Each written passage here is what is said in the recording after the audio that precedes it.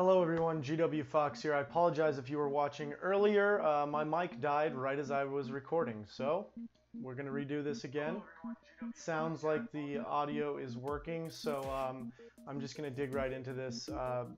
Again, as a reminder, any discussion will be had at the end of this show. I can see your comments, but I will try and keep them in mind until we get to the end. I want to address the tragic Jacksonville shooting immediately before discussing anything else tonight. Usually politics don't intersect with video games too much in my realm, but today it's unavoidable.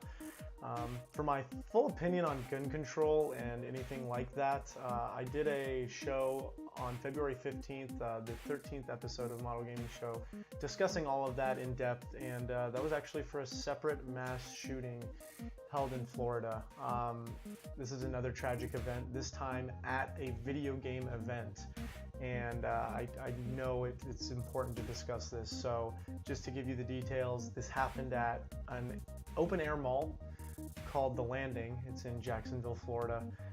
The tournament was hosted by Complexity Gaming. They're a professional gaming team. This just happened to be for Madden 19. It was for a qualifying event. It was held at the GLHF Game Bar. The shooter, whose name does not deserve to be mentioned on this stream, lost his match, was out of the tournament, went and got at least one handgun, shot at least 9 rounds, and later killed himself. 2 people were killed, 9 being injured, and of those 9, 1 is in critical condition. That one person had 3 gunshot wounds to their chest, and the doctors were monitoring their heart as none of them hit his heart. This is a tragedy, plain and simple. It's horrific and terrible, and I'm extremely saddened by it. And I'm saddened for the dead and for the families of the injured. There's nothing to really. There's nothing.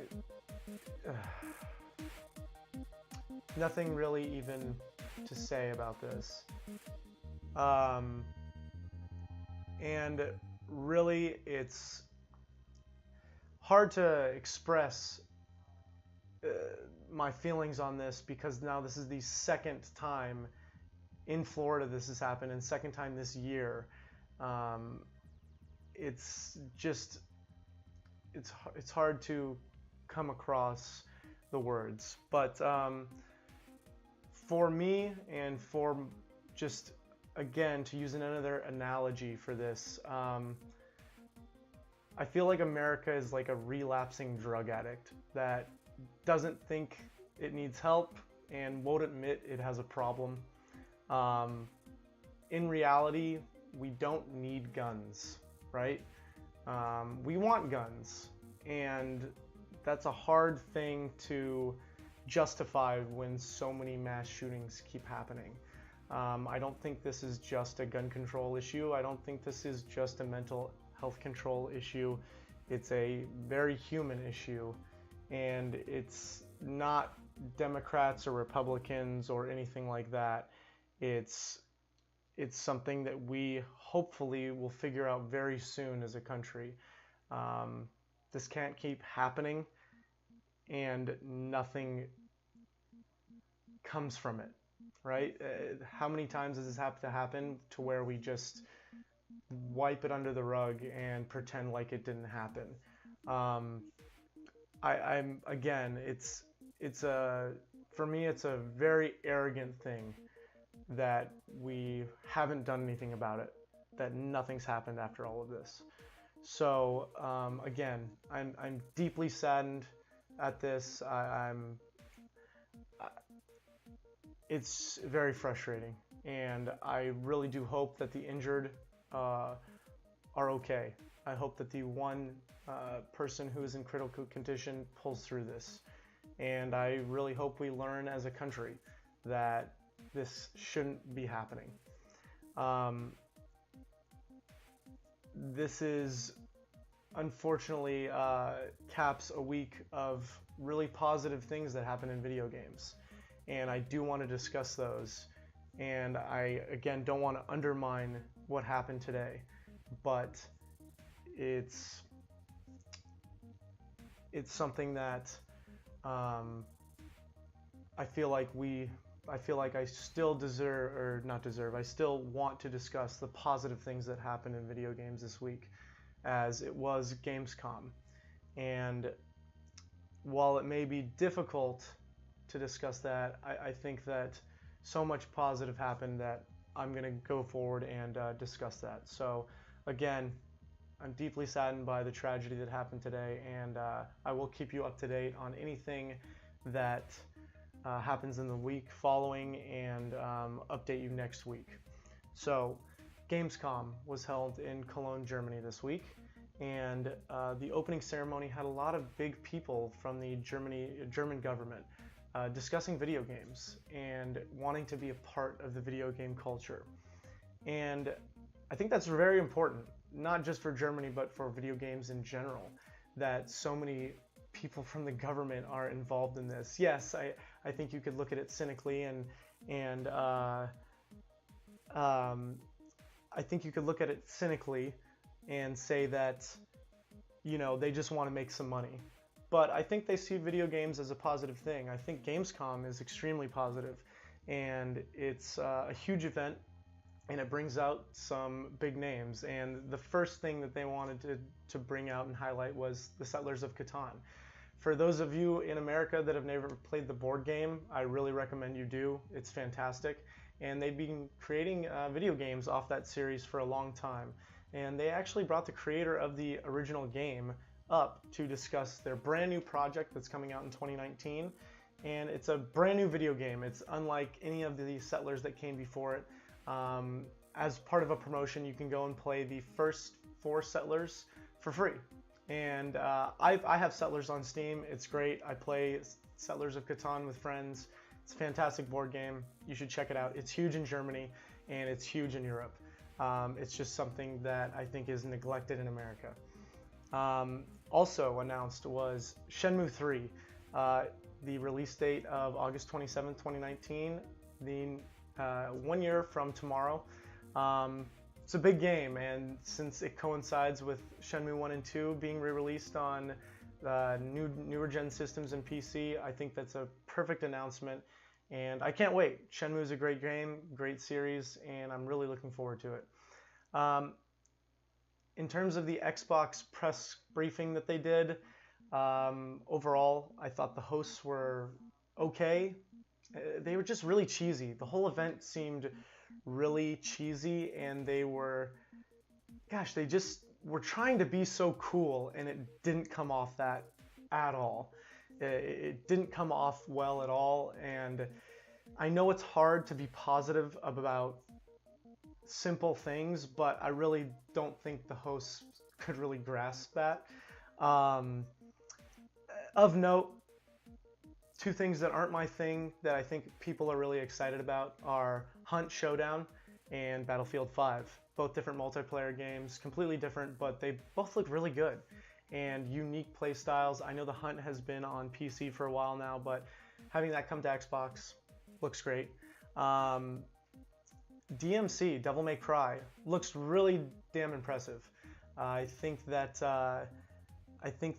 it kind of reminds me of Final Fantasy 15. Honestly, it almost looks like the same engine, but the scale of it and the moving battles look really impressive.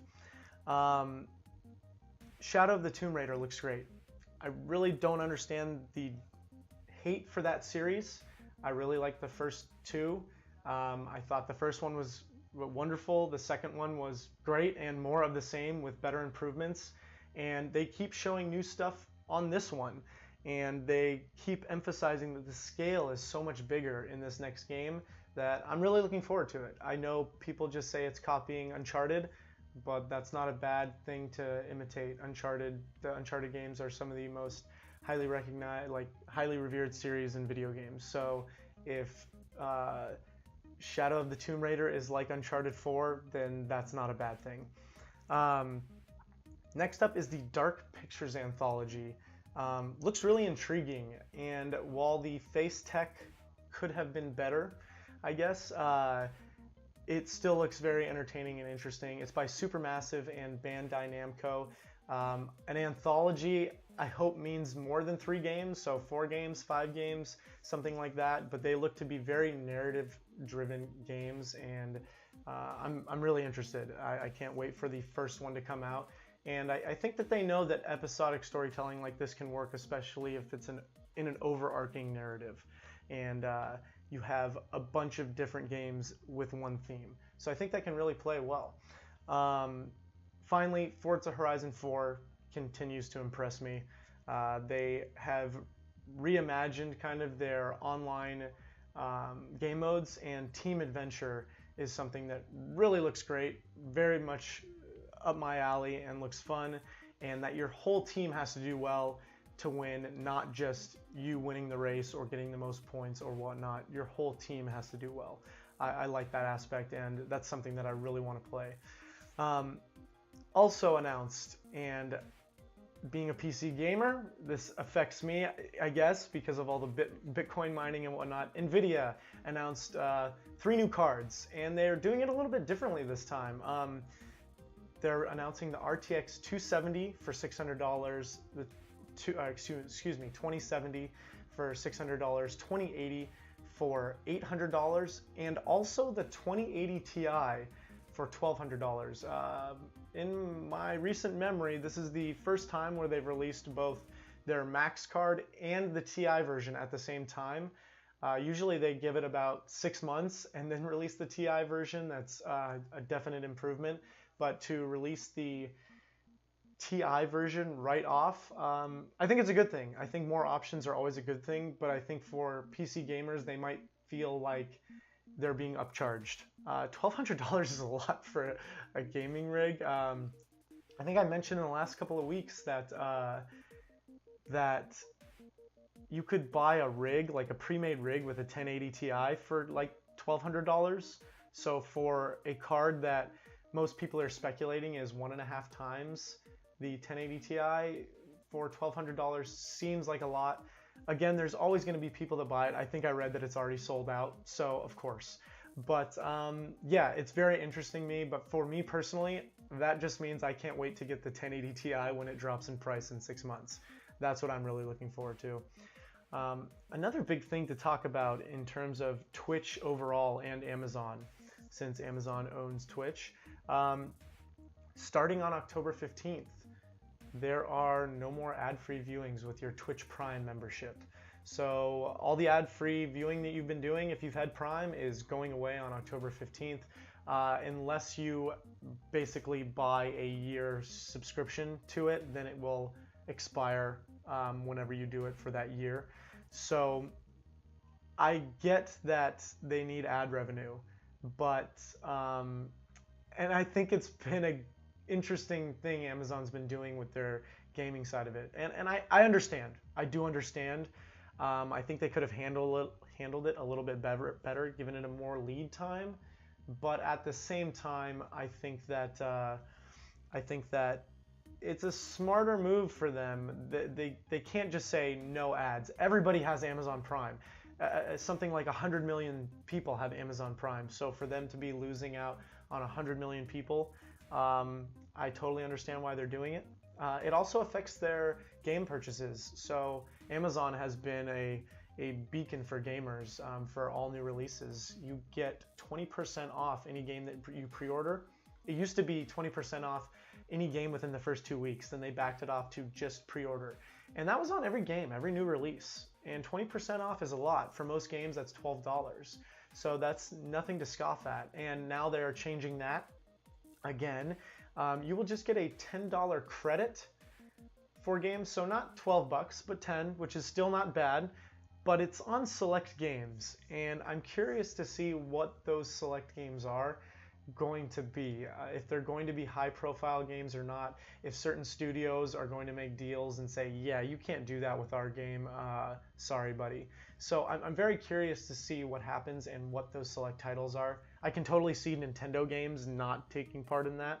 Nintendo is notorious for that, and I could see them having certain partnerships with different companies to have different discounts. So we'll see what happens with that going forward. And finally, new release for this week is Guacamelee 2. If you haven't played the first, I highly recommend it. It's a great example of a Metroidvania style game with a wonderful art style and story, and very interesting combat system, and art direction is, again, fantastic. And from what I've seen, this is more of the same and more improvements and better. So again, thank you so much for watching. If you're still with me and want to discuss anything, I am absolutely down and willing to discuss right now. I'll give it a minute or two, and if I don't see anything, then I hope you have a great night, okay?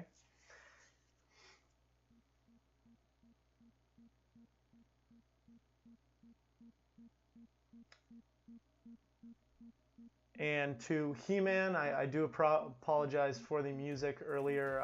My mic went dead at the beginning of recording my last one, and so it kind of messed up all my settings. I hope this is better. It is just the standard music that plays in the background of all my shows.